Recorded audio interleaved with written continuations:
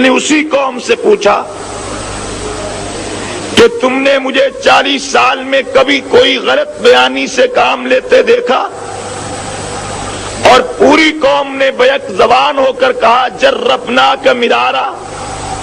ما وجدناک الا صادقا و امینا، ہم نے آپ کو بار بار آزمایا ہے، لیکن 40 سالہ آپ کی عمر میں ہم نے کبھی بھی آپ کو ایک لمحہ کے لیے نہ خائن پایا ہے، نہ کبھی بھی آپ کے لبوں سے نکلی ہوئی بات کو خلاف واقعہ اور حقیقت کے برخلاف دیکھا ہے۔ اللہ کے رسول صلی اللہ علیہ وسلم نے ایک اور بات کہہ کر فرمایا کہ اگر میں تمہیں یہ کہوں کہ پہاڑ کے پیچھے دشمن کا ایک لشکر جرار تم پہ حملہ آور ہونے والا ہے، مجھے بتلاؤ کہ میری اس بات کو تسلیم کر لو گے؟ جواب میں لوگوں نے نہ صرف ہاں کہا، نہ صرف یہ کہا کہ ہم بالکل تسلیم کرنے کو تیار ہیں، بلکہ بعض روایتوں کے مطابق کچھ لوگ ایڑیاں اٹھا اٹھا کر دیکھنے لگ گئے کہ شاید واقعی کوئی لشکر تو موجود نہیں ہے۔ اس یقین کے بعد، اس تصدیق کے بعد آمنہ کے لال نے ایک بات کہی، قولوا لا الہ الا اللہ تفلحون۔ اے میری قوم کے لوگوں،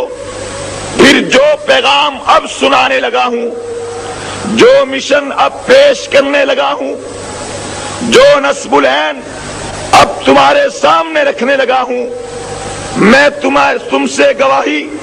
اپنی 40 سالہ زندگی کی اسی لیے لی ہے کہ اگر میں نے 40 سالہ عمر میں کبھی غلط بیانی سے کام نہیں لیا، کبھی دھوکہ اور فریب پر اپنی گفتگو نہیں کی، کبھی کسی کو غلط طور پر گائیڈ کرنے کی کوشش نہیں کی،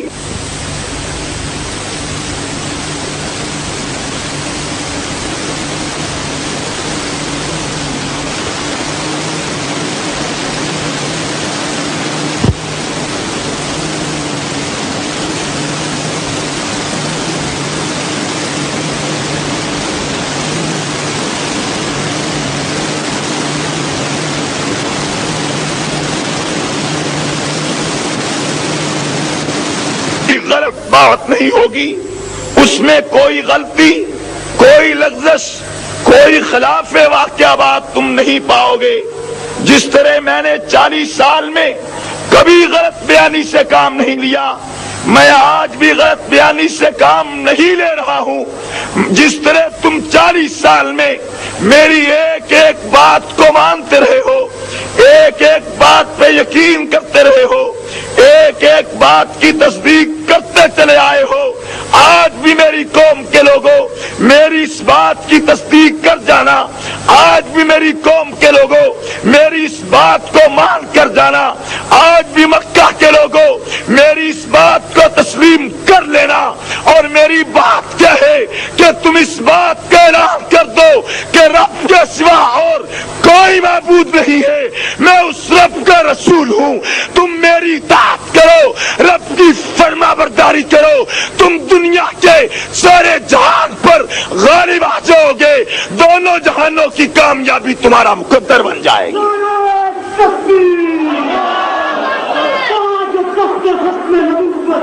میرے بھائیو، مجھے آپ بتلائیے کہ جب اللہ کے رسول صلی اللہ علیہ وسلم نے قوم کو یہ دعوت دی تو قوم نے فوری طور پر یہ دعوت قبول کر لی؟ بولیے بولیے۔ قوم نے آگے سے پھولوں کے ہار لے کر پیغمبر کے گلے اقدس میں ڈالتے ہوئے یہ کہا تھا کہ آپ نے آج بہت بڑی کامیابی کی طرف ہمیں بلایا ہے، ہم آپ کو مبارکباد دیتے ہیں، ہم آپ کی آواز پر لبیک کہتے ہیں، ہم آپ کے فرمان پر جان نشاور کرتے ہیں۔ آپ کا جواب یہی آئے گا۔ ہر سیرت اور تاریخ کا مطالعہ رکھنے والا فوری طور پر کہے گا کہ نہیں، بات ایسے نہیں ہوئی، پیغمبر کا فرمانا تھا،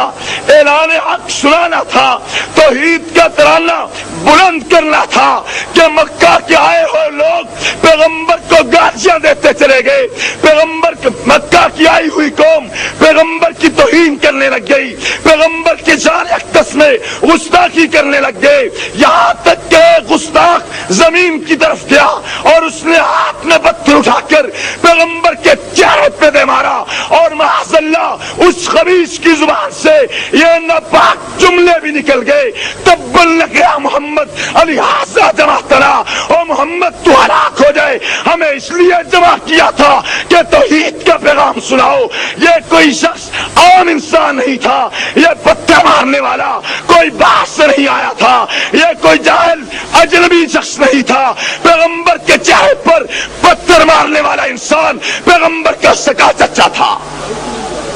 پیغمبر اسلام کا آئیے اب یہ اعلان حق سنایا ہے تو مکہ کے اندر تفریق،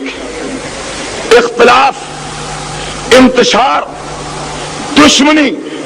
مخالفت کا آغاز بولیے شروع ہوا یا نہیں ہوا؟ شروع ہو گیا۔ اس اختلاف کو دیکھ کر، اس دشمنی کو دیکھ کر، بیگانے تو بیگانے، اپنوں کا یہ حال دیکھ کر کیا پیغمبر اسلام نے حوصلہ ہار دیا؟ نہیں۔ اپنے موقف سے دستبردار ہو گئے؟ نہیں۔ اعلان حق سنانے سے خاموشی اختیار کر لی؟ نہیں، بلکہ آپ نے تمام مخالفت کو پسے پش ڈال کر، تمام تر دشمنوں کی اس کاروائی کو نظر انداز کر کے ایک قدم اور آگے بڑھایا۔ پیغمبر اسلام کا وہ قدم اس انداز کا تھا کہ آپ نے سرداران قریش کی دعوت کی اور اپنے گھر میں دسترخوان سجایا۔ پیغمبر اسلام کے گھر میں سرداران قریش آئے، اللہ کے نبی دسترخوان بچھا کر نبوت والے ہاتھوں سے، نبوت کے مقدس ہاتھوں سے ان کے سامنے کھانا چن رہے ہیں، ان کے سامنے کھانا سجا رہے ہیں اور ایک ایک کو کھانا کھلا رہے ہیں۔ جب مکہ کے سردار کھانا کھا چکے فارغ ہو رہے تھے، نبی اللہ کھڑے ہوئے، میرے اور آپ کے رسول کھڑے ہوئے، آمنہ کے لخت جگر عبداللہ کے چاہت کھڑے ہوئے، سید الکونین امام الانبیاء کھڑے ہوئے اور کھڑے ہو کر فرمایا، او مکہ کے سرداروں، او قریش کے قبیلہ کے بڑے بڑے سرداروں، او میرے شب و روز زندگی کا مطالعہ کرنے والوں، میرے بچپن میری جوانی دیکھنے والوں، میں تمہیں وہی پیغام سنانے لگا ہوں جو پیغام ابراہیم لے کر آئے تھے۔ میں کوئی نئی بات نہیں لایا، میں نیا موقف نہیں لایا، نیا پروگرام نہیں لایا، اور جو تمہارے اور میرے دادا ابراہیم لے کر آئے تھے، جو مشن ابراہیم نے نمرود کے دربار میں بیان کیا تھا، جو مشن ابراہیم کی زندگی کا نصب العین تھا، اور جس مشن کو بیان کرتے کرتے ابراہیم دنیا سے چلے گئے، وہی پروگرام ہے، وہی نصب العین ہے، وہی مشن ہے۔ مکہ کے سرداروں، تم لا الہ کہہ دو، کامیاب ہو جاؤ گے۔ میرے بھائی ابھی ٹھہریے، ابھی صرف بات کو سمجھتے چلیے۔ صرف گھر میں بلایا، کھانا کھلایا اور بلایا بھی سرداران قریش کو۔ تاریخ کیا کہتی ہے، سیرت کا مطالعہ کیا بتلاتا ہے کہ جب یہ پیغام سنایا، ظالموں نے پیغام